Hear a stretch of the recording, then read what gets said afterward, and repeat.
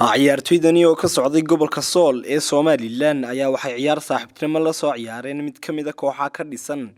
caasimada dawlad deegaanka Soomaalida Itoobiya ee Jigjiga. Waxa safarkan ciyaartoyda ku wehelinayay agaasimaha guud ee Wasaarada Dhalainyarada iyo Ciyaaraha Jamhuuriyadda Somaliland Maxamed Cabdullaahi Siciid Khaawi, agaasimaha waaxda Ciyaaraha Maxamed Nuux Jibriil iyo suduha Wasaarada Ciyaaraha ee gobolka Sool Fuad Axmed Cali iyo xildhibaano ka socday gobolkaasi Sool. Haddaba ciyaartoydani oo maanta dalka dib ugu soo laabatay ayaa waxa galbeedka magaalada Gabiley kaga hortagay wafdigani wasiirka Wasaarada Dhalainyarada iyo Ciyaaraha Jamhuuriyadda Somaliland Mudane Boos Mire Maxamed oo weheliyay isku duwaha Wasaarada Ciyaaraha ee Gabiley. Ugu horeyntii waxa halkaasi ka hadlay mid ka mid ah ciyaartoydii ku soo ciyaartay dawlad deegaanka Soomaalida Itoobiya kaasi oo ka sheekeeyay maamuuseedkii loo soo dhaweeyay. runtii maanta dareenkayga lama soo koobi karo waxaanu ka nimi annagoo haddaan ka nimi gobolka Sool waxaanu ciyaar saaxiibtinimo la soo ciyaarnay walaalahayga reer Jigjiga. runtii markii aanu laascaanood ka soo baxaynay waxaanan filanayn baa nagu dhacday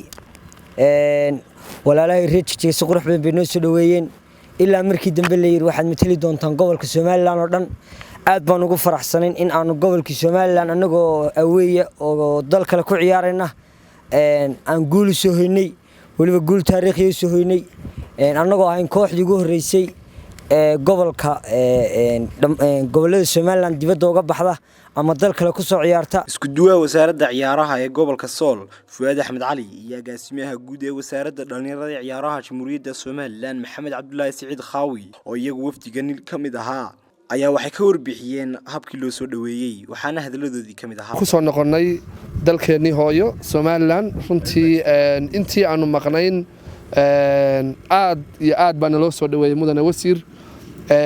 soo dhaweyn caalami ah loo sameeyay. runtii dhalinyaradu aad bay isu dhaxgashay waana siyaasadii runtii Jamhuuriyadda Somaliland xisbigeena kulmiye runtii uu inoo dajiyay si wanaagsan bay insha Allah soo dhaweyntaas noogu soo dhamaatay. ciyaar kaliya ma yahayn runtii ciyaar way ka weynayd oo waxaynu oran karnaa waa markii ugu horeysay runtii laba kooxood oo kala metelaya laba ciidan laba gobol laba qaran runtii ku wada ciyaaraan garoonka Jigjiga Stadium. marka runtii dareenkayga ma soo koobi karno haddana waa farxad labaad in halkan oo wasiirkii u sareeyay wasaaradeedu noogu yimaado oo runtii si fiican naloo soo dhaweeyo. marka ana runtii waqtiga kooban hadalka intaas ku soo kale aniguna ka mid ahaa waftiga aad iyo aad baan wasiirka mahadinaya sida uu noo soo dhaweeyay. markii aanu tagnay wasiir kimilka Jigjiga kooxdii New Booliska ay la ciyaartay kooxda gaashaan ee gobolka Sool aad iyo aad baan naloo soo dhaweeyay haday ka tahay wasaaradda iyo haday tahay deegaankaba. ciyaartaasi waxay matalaysay heer qaran oo ah wasaaraddeennii dhalinyarada ee ciyaaraha iyo Jamhuuriyadda Somaliland. marka ciyaartaas waxay ciyaar taariikhi ah oo mudnayd guul baanaynu ka soo gaarnay waxaana inoo fududeynaysaa siyaasadii aad nagu hogaaminaysay wasiir iyo madaxweynaha Jamhuuriyadda Somaliland oo ahayd socodka dhalinyarada inay dhalinyaradu yeeshaan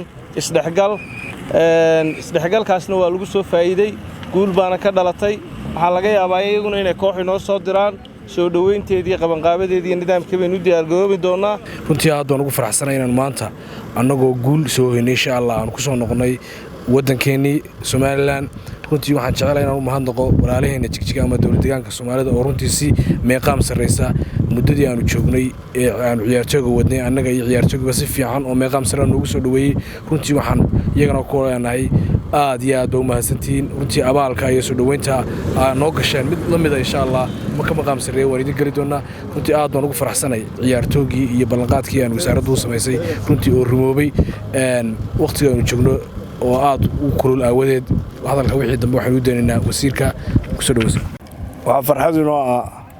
guushan kooxda gaashaan ay labada jeer gaadhay markii hore inay ka soo gaadhay wareegii Wasaaradda Dhalainyarada Ciyaaraha ay ku qabatay laascaanood oo iyadu soo baxday marlabaadkiina ay noqotay kooxda ugu horeysa aynu ku fulino isdhexgalka innaga iyo Somaliland iyo dhalinyarada kilinka shanaad kilinka aad tagteen iyo saa uga mahadnaqdeen aad baan annaguna ugu mahadnaqaynaa iyo sidii soo dhaweeyeen. waxaana ka kaloo hay'adii baan ilaaway SVO oo yaran qayb waan axad ka qaadatay dowlad deegaanka Soomaalida iyo Somaliland waa jaar waxba ma kala aha waa xadka inta soo socotay saacad way ka yartahay waa dad walaala in isku dhaxgalaan si ka sii badan labada madaxweynaha wajaale ku go'aamiyay madaxweynaha